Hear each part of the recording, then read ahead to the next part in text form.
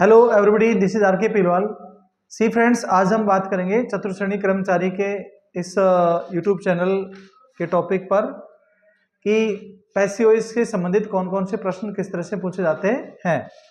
सबसे पहले passive voice का मतलब क्या होता है। पैसिव वॉइस का मतलब होता है कि जो कोई भी शब्द होता है, कोई सेंटेंस होता है, उसका निष्क्रिय वाक्य, यानी इसमें कर्ता नहीं होता, कोई भी एक्शन होता है उसका डूअर नहीं होता है। जैसे मैंने लिखा कि ए बुक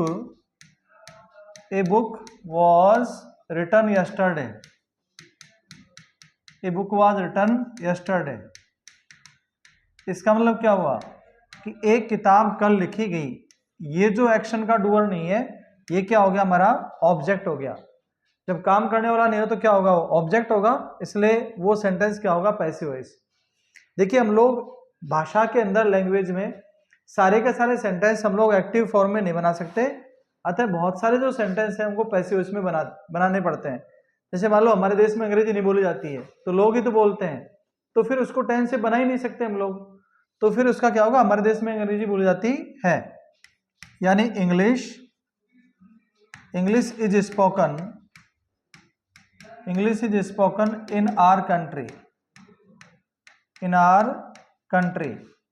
इसका मतलब क्या हुआ कि हमारे देश में अंग्रेजी बोली जाती है। अभी अंडरस्टूड है कि लोग ही तो बोलते हैं, अब बाय द पीपल उसकी आवश्यकता नहीं है। अब मैं कहूं जैसे कि यातायात के नियमों का पालन किया जाना चाहिए, तो फिर लोगों के द्वारा, वो तो लोग तो अंडरस्टूड हो गए ना, तो क्या होगा, यातायात के नियमों का पालन किया जाना चाहिए, यानी traffic rules must be followed. तो उसका बनेगा दोस्तों, ट्रैफिक रूल्स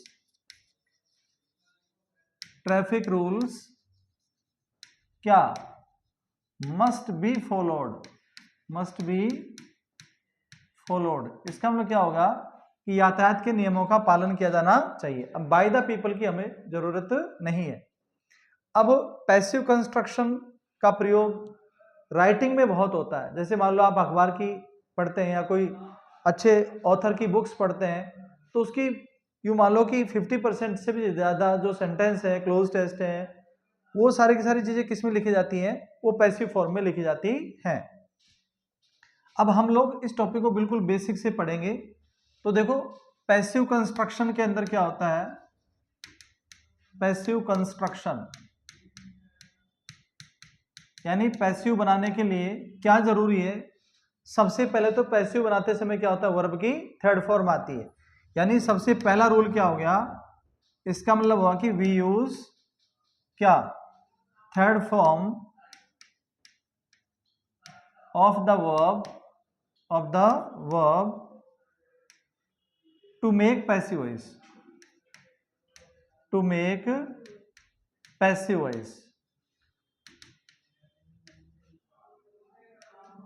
इसका मतलब क्या हो गया कि पैसिव वॉइस बनाने समय कौन सी आती है, वर्ब की, दोस्तों वर्ब की थर्ड फॉर्म आती है। हमेशा ध्यान रखें, बिना थर्ड फॉर्म के कोई भी पैसिव वॉइस बनता ही नहीं है। तो we use third form of the verb to make passive voice. Passive बनाने समय क्या करते हैं, वर्ब की थर्ड फॉर्म का ही प्रयोग करते हैं, पहला रूल। दूसरा रूल है दोस्तों, जब भी पैसिव वॉइस हम लोग बनाते हैं तो सब्जेक्ट को ऑब्जेक्ट और ऑब्जेक्ट को किससे बदल लेते हैं, सब्जेक्ट। यानी रूल नंबर दूसरे में क्या आएगा, अर्थात पैसिव वॉइस बनाते समय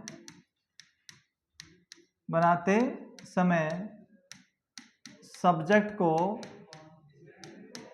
किसमें, ऑब्जेक्ट में, तथा ऑब्जेक्ट को सब्जेक्ट में बदल देते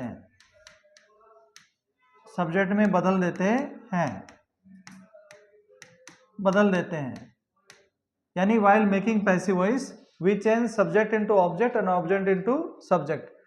सब्जेक्ट का ऑब्जेक्ट और ऑब्जेक्ट को सब्जेक्ट में बदल देते हैं। कैसे बदलते हैं सब्जेक्ट को ऑब्जेक्ट, ऑब्जेक्ट को सब्जेक्ट में, वो चीज हम लोग देखेंगे। जैसे मान लो एक सेंटेंस लिखा मैंने कि राम किल्ड अ डॉग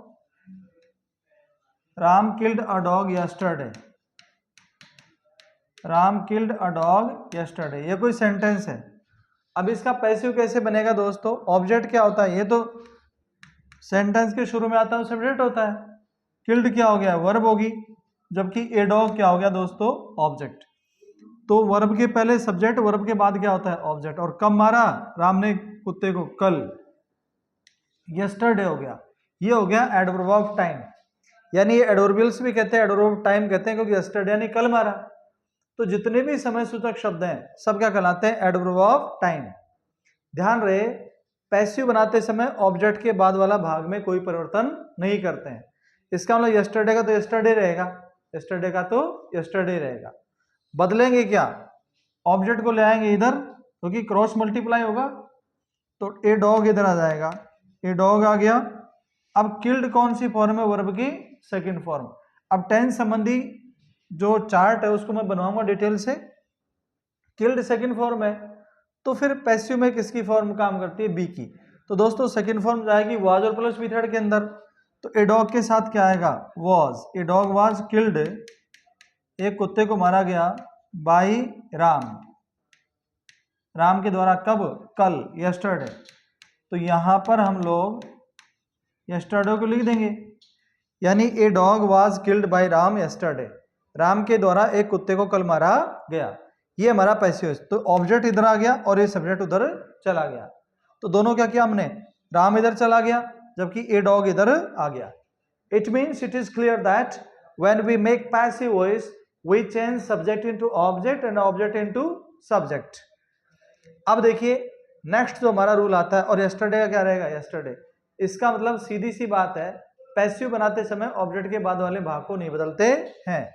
तो तीसरा रूल ये भी हो जाएगा हमारा, रूल नंबर 3 क्या है दोस्तों, रूल नंबर 3 यानी पैसिव वॉइस बनाते समय, पी यानी पैसिव वॉइस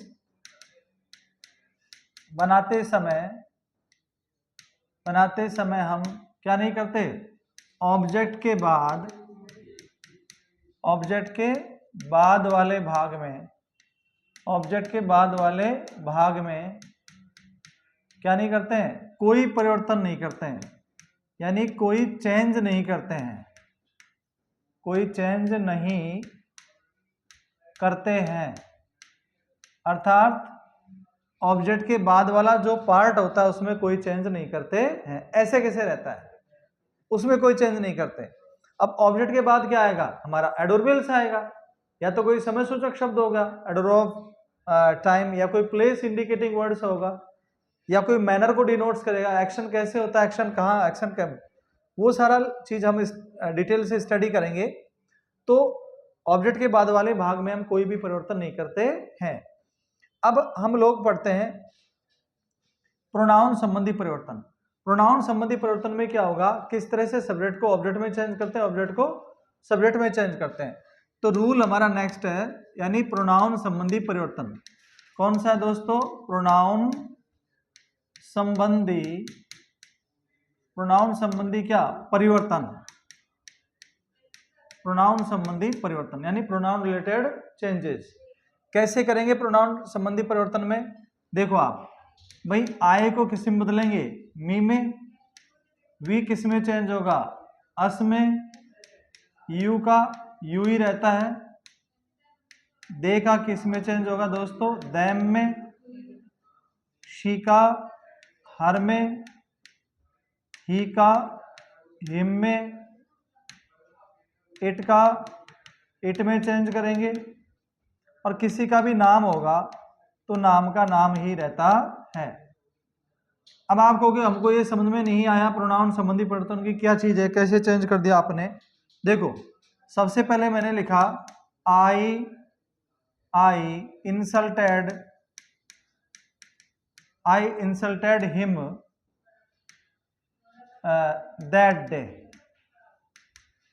दैट डे, ये कोई क्वेश्चन है, यानी मैंने उसका कल अपमानित किया, मैंने उसको कल अपमानित किया।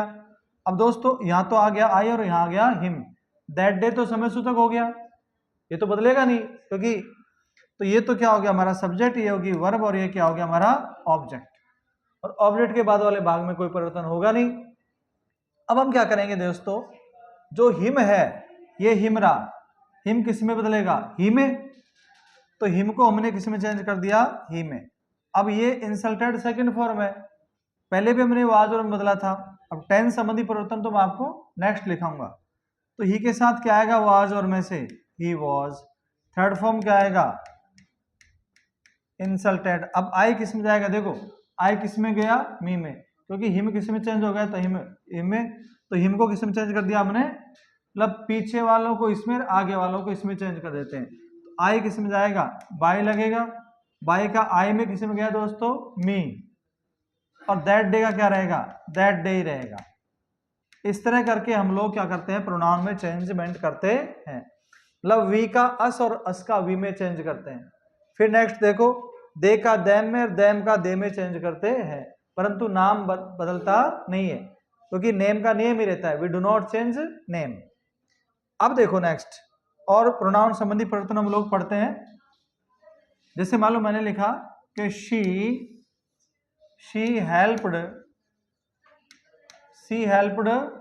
them, she helped them last month, ये हमारा प्रश्न है। अब दोस्तों देखो, she और them, अब हम प्रीवियस में जाते हैं तो हमें पता लगेगा, देखो she किस में चेंज कर दिया हमने, हर में, और them किस में चेंज होगा, डे में। यानी जब ये चार्ट हमें याद होगा, यानी नॉमिनेटिव केस ऑब्जेक्टिव केस में चेंज हो जाता है, तो हम आसानी से पढ़ लेंगे। अरे भाई शी किस में जाएगा, हर में, और दैम किस में जाएगा, दे में। अब देखो आप लोग, अब हम क्या करेंगे, दैम किस में चेंज होगा, दे में, यानी ऑब्जेक्ट सब्जेक्ट के स्थान पे आ गया। अब यहां आने के बाद हेल्प्ड कौन सी फॉर्म है वर्ब की, सेकंड फॉर्म, तो दे के साथ वाज वर, तो दे के साथ क्या आएगा, वाज या वर। अब हेल्प्ड का क्या रहेगा, हेल्प्ड ही रहेगा, हेल्प्ड, फिर बाय लगेगा। अब बताओ सी किस में जाएगा, अरे सी आ गया था ना, देखो सी को किस में चेंज किया, हर में, सी किस में चेंज होगा, हर में, तो सी का क्या होगा, बाई हर, और लास्ट मंथ का लास्ट मंथ ही रहेगा, क्योंकि ऑब्जेक्ट के बाद वाले पार्ट में कोई परिवर्तन नहीं करते हैं, तो लास्ट मंथ का लास्ट मंथ ही रहेगा। ये था हमारा प्रोनाउन संबंधी परिवर्तन। और देखिए इसमें एक और है प्रोनाउन संबंधी परिवर्तन में, अगर मान लो कोई पजेसिव एडजेक्टिव के बाद नाउन आता है, तो फिर हम लोग क्या करते हैं, पैसिव बनाते समय उसमें कोई परिवर्तन नहीं करते हैं। आप कहोगे हमें तो पजेसिव एडजेक्टिव पता ही नहीं है, दोस्तों घबराते क्यों हो, सारे की सारी चीजें हम लोग लिखा देंगे, बस आपको तो इनका रिपीटिशन करना है। क्या करना है, रिपीटिशन करना है। मगर ये तभी होगा जब आप इसकी बार बार पुनरावृत्ति होगा, तो ये सारी चीजें आपके जहन में स्थापित होंगी, और आपका जो पेपर होगा उसमें आप बेहतरीन तरीके से अप्लाई करोगे। मुझे ऐसी आशा ही नहीं, पूर्ण उम्मीद है आप लोगों से। देखिए लाडलो, नेक्स्ट है हमारा। अब इसके अंदर क्या होगा कि पजेसिव एडजेक्टिव के बाद नाउन आता तो हम लोग नहीं बदलते। कैसे नहीं बदलते, हम बदलाते हैं। अरे भाई माई आ गया, आवर हो गया, योर हो गया, हिज, हर, दियर, इट्स और नेम्स। अगर इन सब के बाद आएगा नाउन, क्या आएगा, नाउन आएगा, तो फिर हम लोग क्या करेंगे, उसमें कोई परिवर्तन नहीं करते हैं। अब कैसे नहीं करते परिवर्तन, देखो ये बदलते नहीं है, ये बदलते नहीं है। कैसे नहीं बदलते, देखो एक मैंने लिखा कि my friend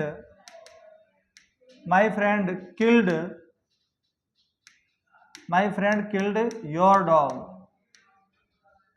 your dog that day, ये कोई प्रश्न है। अब आप देखिए, my friend killed your dog yesterday, यानी मेरे दोस्त ने तुम्हारे कुत्ते को कल मारा। तो दोस्त अच्छा बनाना चाहिए ना, जो अपने कुत्तों को मार दे। खैर आदमी के मूड का कोई भरोसा नहीं है, कब क्या मार दे। तो देखिए ये दौर का कसूर है। My friend killed your dog that day, मेरा दोस्त ने क्या किया, तुम्हारे कुत्ते को मारा, कब, कल। अब देखिए जी, तो दैट डे टाइम हो गया। अब हम क्या करेंगे, इनमें से एक भी आएगा नाउन तो उसको चेंज नहीं करते हैं। इसका मतलब योर डॉग भी ऐसे कैसे आएगा, और माई फ्रेंड भी ऐसे कैसे जाएगा, क्योंकि नाउन को नहीं छोड़ते।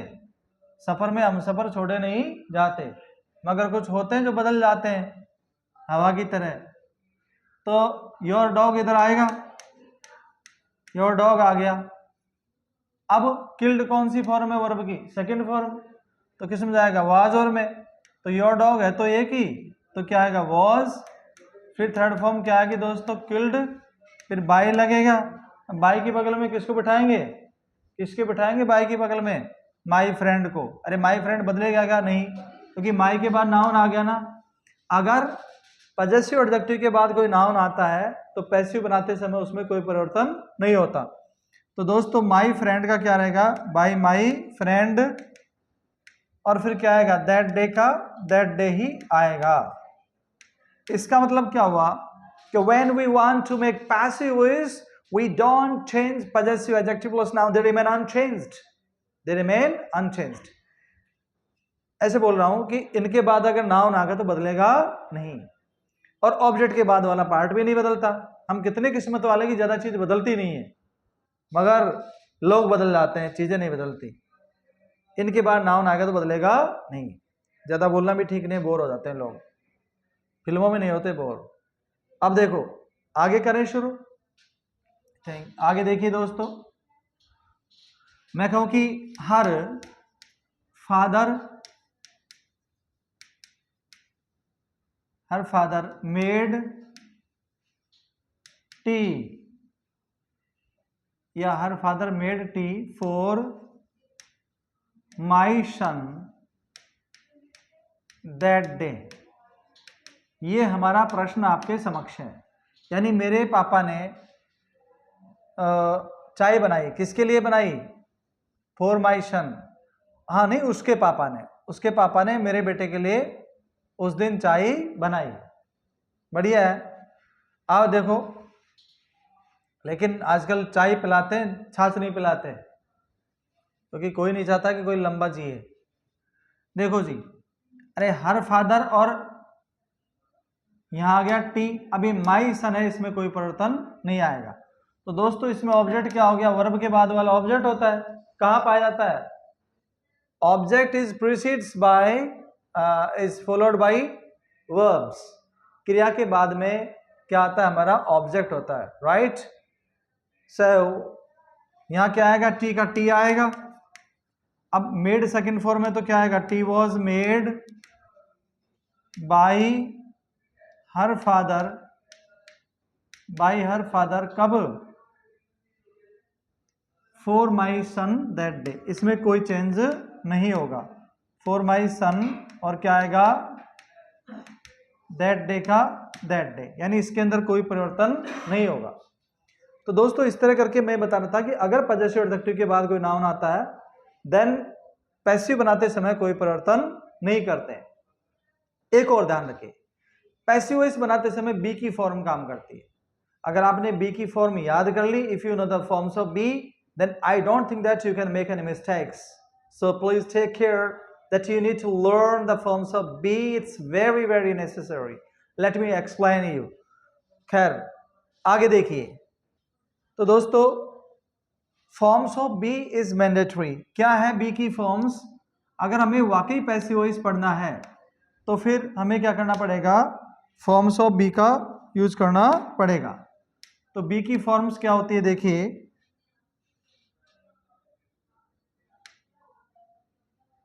फॉर्म्स ऑफ बी कैसे यूज होती है।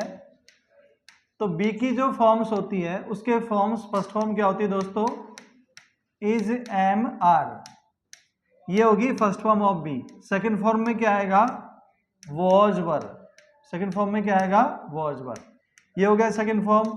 थर्ड फॉर्म में क्या आएगा दोस्तों, बीन, और आईएनजी क्या होती है, बीइंग, आईएनजी क्या होती है, बीइंग, ये होगी थर्ड फॉर्म। ये हो गया फर्स्ट फॉर्म के लिए क्या होगा, आईएनजी। तो ये है हमारी फॉर्म्स ऑफ बी, ये फर्स्ट फॉर्म, सेकंड फॉर्म और आईएनजी। इसका मतलब ये पैसिव वॉइस का रामबाण है, यानी पैसिव वॉइस में the forms of be plays very important role. अरे भाई बी का रूप बहुत जरूरी है, आपको ये तो बिल्कुल याद करना है। अगर ये याद नहीं तो पैसिव वॉइस सही होने की कोई संभावना नहीं है। मैं आपको डिमोटिवेट तो नहीं कर रहा, मगर मैं सत्य से आपको रूबरू करा रहा हूं, सत्य से आपके ताल्लुक स्थापित करा रहा हूं। यानी बी की फॉर्म्स आपको वाकई याद करनी पड़ेगी अगर आप चौका लगाना चाहते हो पैसिव वॉइस में तो। और आपको मालूम है दोस्तों कि हमेशा पैसिव वॉइस में कौन सी फॉर्म आती है वर्ब की, थर्ड फॉर्म। कौन सी फॉर्म आती है? Third form. ये तो हो गया शॉर्ट तरीका कि if you want to make passive voice in that case be की फॉर्म हमें याद होना चाहिए। अब पैसिव वॉइस के अंदर टेंस संबंधी परिवर्तन कैसे होते हैं, टेंस रिलेटेड चेंजेस का क्या तरीका है, आइए उस तरीके का हम लोग सिलसिलेवार परिचर्चा करते हैं आपके समक्ष। नहीं चाहते एक खूबसूरत चीज आपके हाथ से चूक जाए। अब आप देखिए, निशाना लगाओ किस पर? टेंस पर। तो टेंस संबंधी परिवर्तन देखिए आप लोग, tense related changes, tense related changes यानी टेंस संबंधी परिवर्तन। टेंस संबंधी परिवर्तन, टेंस संबंधी परिवर्तन में क्या होगा दोस्तों? देखिए आप लोग, सबसे पहले हम लोग पढ़ते हैं, अगर फर्स्ट फॉर्म आए या फर्स्ट फॉर्म प्लस एस या एस आता है तो फिर हम क्या करते हैं? बी की फर्स्ट फॉर्म यूज करेंगे। तो बी का फर्स्ट फॉर्म क्या आएगा? Is am are plus verb की थर्ड फॉर्म, ये आएगा क्योंकि फर्स्ट फॉर्म है, ये भी फर्स्ट फॉर्म में एस एस आएगा। तो फिर क्या आएगा? बी की फर्स्ट फॉर्म क्या होगी? Is am are plus be third. अब देखो आप, अगर सेकेंड फॉर्म आती है तो बी का सेकेंड फॉर्म क्या होता है दोस्तों? वाज वर। वैसे भी इसको वाज वर प्लस वर्ब की थर्ड फॉर्म में हम लोग चेंज कर देते हैं। अब नेक्स्ट है हमारा, अगर मान लो डू डज नॉट आता है, क्या आता है? Do does not plus V1 आता है तो उसको चेंज करेंगे is am are plus not plus verb की थर्ड फॉर्म में। तो do not does not plus V1 किस में जाएगा? Is am are not plus verb की थर्ड फॉर्म में हम लोग चेंज करते हैं। इसके बाद और देखिए आप लोग चेंजमेंट कैसे करते हैं। तो नेक्स्ट हमारा चेंजमेंट रहेगा, उसमें है कि सेकंड फॉर्म मान लो आ गई, तो सेकंड फॉर्म में क्या जाएगा? Was were plus be third का तो हो गया था हमारा डिड नॉट। अगर डिड नॉट प्लस V1 आता है तो डिड नॉट प्लस V1 जाएगा was were not plus verb की थर्ड फॉर्म। अब फिर इसके बाद परफेक्ट आ जाते हैं। परफेक्ट में क्या आएगा? Has have plus be third आता है, या फिर क्या आता है? हैड प्लस बी थर्ड आता है, या फिर क्या आएगा? कोई सा भी model plus have plus verb की थर्ड फॉर्म आती है। तो दोस्तों एक चीज ध्यान दो, अगर हैज हैव हो तो has have as it is आएगा, हैड हो तो हैड भी एज इट इज आएगा, और मॉडल आ गया यानी मॉडल प्लस हैव आ गया तो ये भी एज इट इज रहेगा। मगर यहां थर्ड फॉर्म आ गया तो बी की थर्ड फॉर्म क्या होती है दोस्तों? बीन। तो हमेशा यहां भी बीन आएगा। हैड के बाद थर्ड फॉर्म आ गया तो बी की थर्ड फॉर्म क्या होती है? बीन। यहां भी थर्ड फॉर्म आ गया तो बी की थर्ड फॉर्म क्या होता है? बीन। अब पैसिव वॉइस में क्या आएगा? हमेशा वर्ब की थर्ड फॉर्म, यहां भी क्या आएगा? थर्ड फॉर्म, और यहां भी क्या आता है? Third form. फिर इसके बाद आती है आईएनजी। क्या आती है? आईएनजी। जब भी कोई कंटिन्यूअस टेंस में आईएनजी आती है तो उसको बीइंग में चेंज करेंगे। उसको किस में चेंज करते हैं? बीइंग में। वो कैसे चेंज होती है आप देखिए, मतलब उसका जो चेंजमेंट आता है वो आता है जैसे बी की फर्स्ट फॉर्म क्या होती है। अब इधर ध्यान दीजिए दोस्तों, is am are, is am are के बाद क्या आता है? आईएनजी, और एक आता है हमारा वॉज वर, यानी was were plus first form में क्या आती है? आईएनजी। अगर दो फॉर्म्स के अंदर आईएनजी आती है तो हम लोग क्या करेंगे? आईएनजी आ गया तो बी में आईएनजी क्या होता है? बीइंग। बी में आईएनजी क्या होता है? बीइंग। तो इजमार तो ऐसे कैसे रहेगा?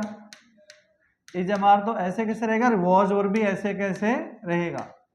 यहां तक तो कोई चेंजमेंट करना ही नहीं है। अब जो आईएनजी आ गई तो दोस्तों इसके ऊपर बी समझ लिया करो। तो बी में आईएनजी क्या होता है? बीइंग। क्या होता है? क्योंकि बी की फॉर्म चलती है, आईएनजी आ गया, यहां भी आईएनजी, तो बी में आईएनजी क्या होगा? बीइंग आएगा। तो यहां भी क्या आता है? वर्ब की थर्ड फॉर्म, और यहां भी क्या आता है? वर्ब की थर्ड फॉर्म। तो इजमार में आईएनजी हो तो बीइंग, वाजर में आईएनजी हो तो बीइंग, ये हमारा चलता है। इसके बाद आता है दोस्तों, अगर मॉडल के बाद V1 आता है तो मॉडल प्लस V1 को हम किस में चेंज करते हैं? मॉडल प्लस बी थर्ड में हम लोग चेंज करते हैं। वो कैसे होगा दोस्तों? अगर कहीं पर भी मॉडल, मॉडल बोलो तो मॉडल ही है। Can, could, may, might, shall, should, will, would, modal क्यों बदलेगा? अच्छी खुराक खाओगे तो क्यों चेंज होंगे? होंगे तो गरीब आदमी 40 साल में हिल जाते हैं, दांत निकल जाते हैं, झुक जाते हैं, और वो 80 साल में भी ऐसे कैसे रहते हैं? खैर, खुराक का फर्क पड़ता है। हर गरीब अमीरों की बुराई तो करता है, मगर हर गरीब अमीर होना भी चाहता है। ये दुनिया का बहुत बड़ा राज है। हर गरीब अमीरों की बुराई तो करता है, मगर हर गरीब अमीर होना भी चाहता है। अब देखिए आप, इसलिए ऊपर वाले पे मेरे को बड़ा गुस्सा आता है, क्योंकि अमीरों की उम्र नहीं बढ़ाता। बेचारे कितने जबरदस्ती इकट्ठा करते हैं, फिर वो चले जाते हैं। मतलब हर जगह रिबेट हो रहा है, यहाँ नहीं हो रहा, पता नहीं क्यों, मुझे समझ में नहीं आ रहा, कुछ अच्छा नहीं लगता। मतलब मॉडल प्लस V1 आ गया तो क्या आएगा? मॉडल प्लस B प्लस क्या होता है? V third. अगर मॉडल प्लस V1 आएगा तो B प्लस क्या आता है? वर्ब की थर्ड फॉर्म आती है। ये थे हमारे दोस्तों टेंस संबंधी परिवर्तन। अब इसके बाद एक और चीज है जो कि वाकई बहुत गौरतलब है, बहुत जानदार चीज है वो। अगर कहीं पर भी HV के बाद 2 प्लस V1 आएगा तो पैसिव बनाते समय HV के बाद 2B प्लस क्या आता है? वर्ब की third form. Am I right or wrong? So take care that when HV 2 plus V1 is used, we change HV 2B plus with her. खैर, हिंदी से बहुत एलर्जी होती है लोगों को। They hate English. English grammar में बोल दो तो बस टूट जाते हैं कि यार इंग्लिश बोलते हैं यार, के अन्याय करते हैं। खैर, मैं समझता हूँ उनकी भावना, तहे दिल से इस्तकबाल करता हूँ। तो अगर HV के बाद 2 प्लस V1 आए तो क्या आएगा? B plus V third. क्या आएगा? B plus V third. अब आप कहोगे हमें तो ये पूरी तकरीर समझ में नहीं आई, ये किस तरह का अल्फाजों का अमली जामा है ये? अरे HV क्या होती है दोस्तों? अगर मान लो इजमार के बाद क्या आएगा? 2 प्लस V1 आए, या फिर वॉज वर के बाद 2 प्लस V1 आए, या फिर हैज है वो के बाद 2 प्लस V1 आए, तो हम क्या करेंगे? B प्लस V थर्ड का यूज करेंगे। यानी इज एम आर के बाद 2B प्लस V थर्ड का यूज करेंगे। अगर वॉज वर के बाद हो तो was were 2B plus V third का यूज करेंगे। अगर हैज है वो हो तो हैज है के बाद 2B प्लस V थर्ड का यूज करेंगे।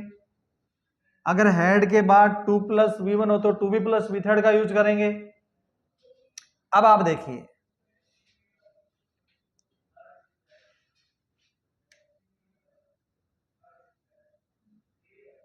नेक्स्ट है हमारा, अगर हैड के